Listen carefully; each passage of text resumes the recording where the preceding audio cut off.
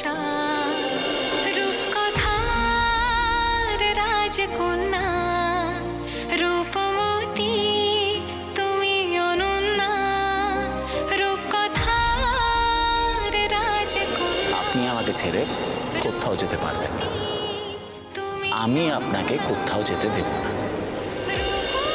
আমার শেষ নিঃশ্বাস পড়ার আগে আমি কিছুতেই রাজকন্যা শ্বাস প্রশ্বাস বন্ধ হতে দেব না, কথা দিচ্ছে। কেন সবসময় তুমি আমার বিপদে ঝাঁপিয়ে পড়ো? কেন সবসময় আমাকে এভাবে আগলে রাখো? বলো, আজকে তোমাকে বলতেই হবে, তাহলে আমি তোমার সঙ্গে সমস্ত সম্পর্ক।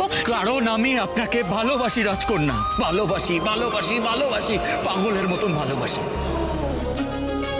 জানি না আপনি আমায় এখন কি চোখে দেখছেন বা এরপরে আমায় কি চোখে দেখবেন, কিন্তু তাতে আমার ভালোবাসার এতটুকুও খামতি হবে না রাজকন্যা। আমি আপনাকে এইভাবেই আজীবন ভালোবেসে যাব। আপনি যদি মুখও ফিরিয়ে নেন, আমি কিন্তু আপনার পাশ থেকে সরে যাব না। তোমার কিছু হলে কেন যে আমি এত ভয় পেয়ে যাই, বুকের ভেতরটা কেমন অজানা আশঙ্কায় কেঁপে ওঠে। তোমাকে হারাবার ভয়। ভালোবাসলে বুঝি হারাবার ভয় সব সময় এমনই কাজ করে? কিন্তু আপনি কি আমায় কোনোদিন আপনার মনে সেই জায়গা দেবেন রাজকন্যা? আমার ভালোবাসা কি আপনি স্বীকার করবেন? তোমরা কেন এসেছো সেটা এবার বলো।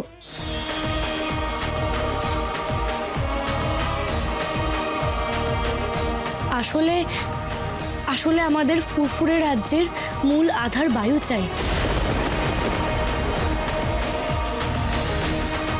মহামৃত জল সৃষ্টি করবার জন্য আমাদের 7 রাজ্য থেকে মূল উপাদান সংগ্রহ করতে হবে।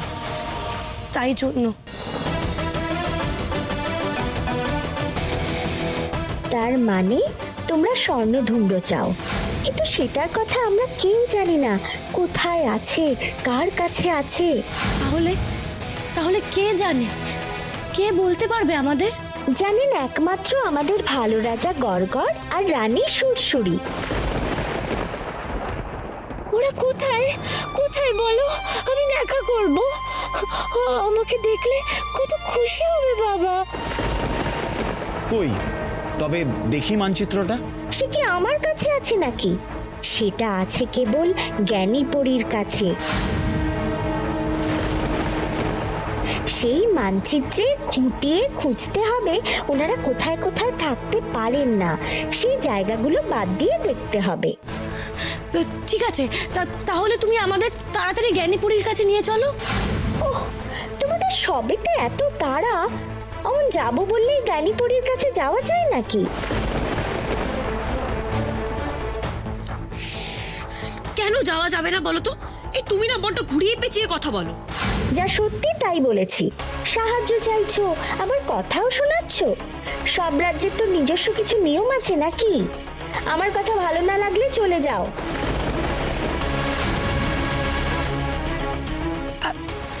আচ্ছা ঠিক আছে কাঞ্চনপুরী, তো তুমি এত রেগে যেও না, রেগে যেও না।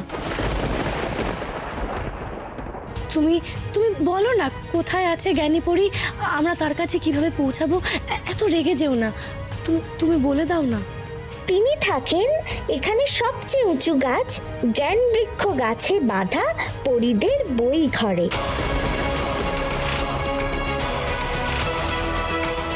কিন্তু আবার কিন্তু কিসের গো?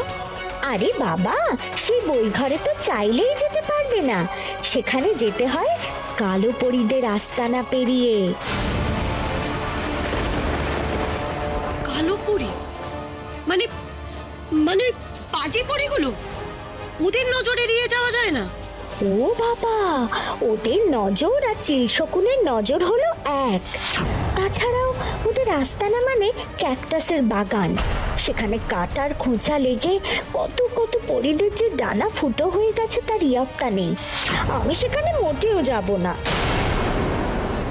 আচ্ছা ঠিক আছে, তো তোমাকে আমাদের সঙ্গে যেতে হবে না, তুমি শুধু আমাদের একটু পথটা বুঝিয়ে দাও, আমরাই চলে যাব, তোমাকে যেতে হবে না। বেশ, তবে মন দিয়ে বুঝে নাও পরিরাজ্যের মানচিত্র।